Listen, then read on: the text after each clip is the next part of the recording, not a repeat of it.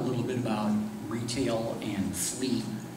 The domestic three get a tremendous amount of criticism from their foreign competitors here in the market, dissing GM, Ford, and Chrysler for having such high fleet sales. How do you respond to that? Well, I think a wonderful thing is kind of transparency.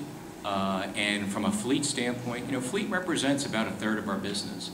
And it is good business if it's managed appropriately. And in our case, fleet's basically segmented into 3 buckets: daily rental, commercial, and government. And when you look at our performance in the fleet, we are very balanced across. As a matter of fact, our rental sales as a percent of our total sales is only about 14%, so we've managed that well with our fleet customers. And it's like anything in life, done in moderation, it could be very good for you. And I think when you look at our financial results, I think it proves that out. Let's go to the UAW. I'll make an easy prediction here. You're going to be the strike target next year because GM and Chrysler are on no strike clauses as part of their agreement with the government or bankruptcy with the government. We've seen the UAW not give Ford the same kind of concessions it gave to Chrysler and GM. We've seen the union not agree to work rule changes that would have allowed you guys to export.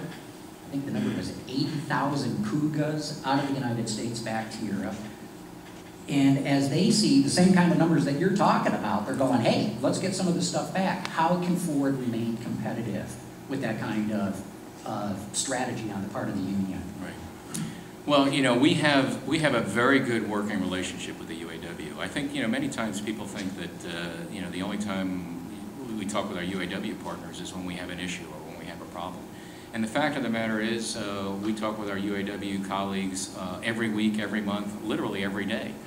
And when you look back last year at the modifications, the main difference was that we did not achieve the no strike clause. It's still too early to speculate in terms of what's going to happen in the 2000 negotiations. But I can tell you, all of our discussions are around competitiveness of the business. And when the business is competitive, good things can happen and everybody can share in that. Do you think, and I know you're not going to negotiate here, but that's correct. Just want to make sure everybody's clear. Anybody in the media, we're not going to do that. It always seems to make sense to me to go for profit sharing. When times are good, everybody makes a bunch of money, and when the economy collapses, at least you haven't built in a higher cost structure. Thoughts on that? We have a very good working relationship with the UAW. I tried, folks, I tried.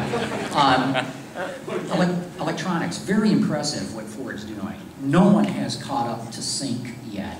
And now, boom, you're laying down my Ford Touch, my Lincoln Touch.